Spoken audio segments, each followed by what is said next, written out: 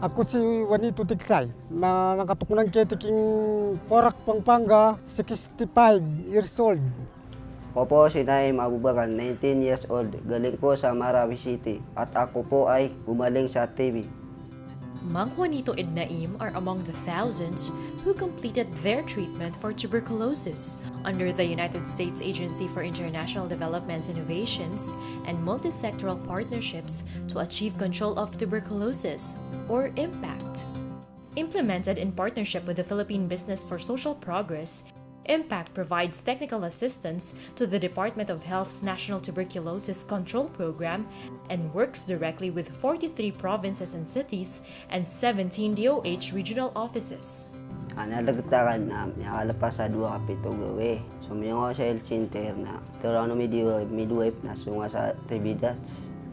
Sumiyo ako ro na pinangigisan ako mga tao na tirirakan na pagagada sa palay makapag-examine namin duda kakuan kanan, kanan. Tawagan namin sa kabuka, patunay resultar nga.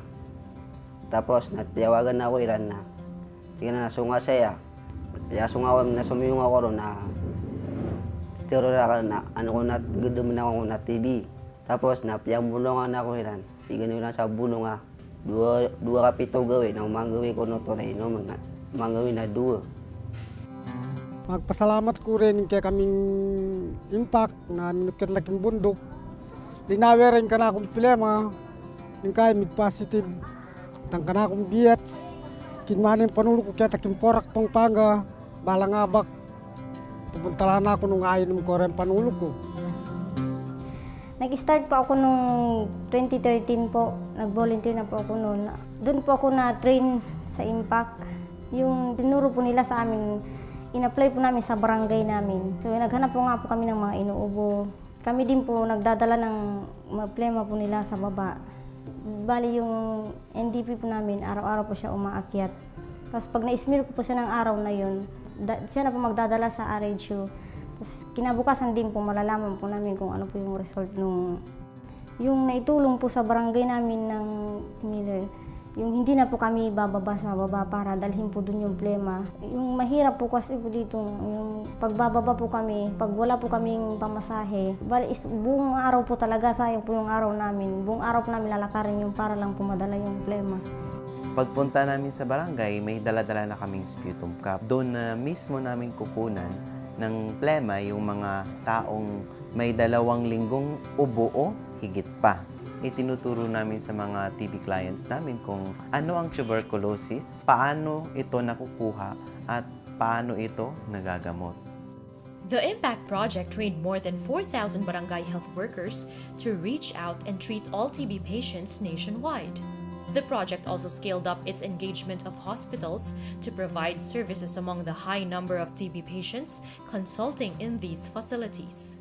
Sawan ko na TB ako na. Nagdama na miyan ako, bago matay.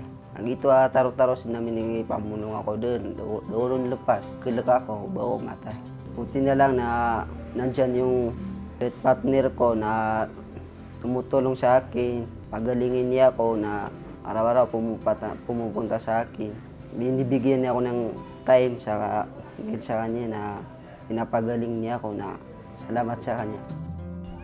Ngayon pagkalipas na itang 5 aldo, apaninayang ko rin panulo ko. Dang ka na akong biyats na mga siwa ka na ako. Balangabak, babyan na itang panulo ko para ainom ko la. Yun, magsimula ka nito, may something ko pakiramdam, pero makapainawa ko. So, mahalaga talaga ang isang treatment partner dahil kami yung tumututok sa pag-inom ng gamot ng isang pasyente at masigurado namin ang kanilang paggaling.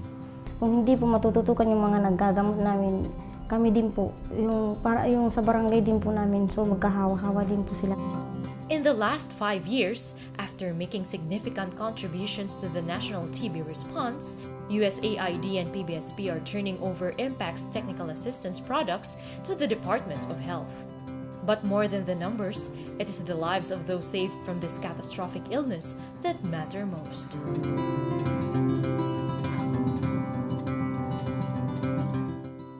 Ngayon, makatanam-tanam na ako, king ka na akong bukid.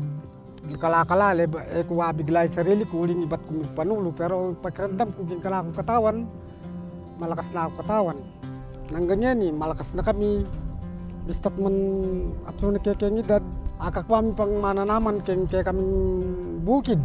Karatang panulong babiyar kaya kami, makakalakas kaya kaming katawan, makakalakas kaya kaming energy. Masaya ako na dahil gumaling na ako, natutuwa yung mga parents ko, mga kapatid ko na gumaling na ako at hindi ako makakawa sa kanila. Maraming magagawa ko sa buhay, pwede na ako makapangligaw, makapangasawa, makakaroon ng pamilya at saka makapagtrabaho.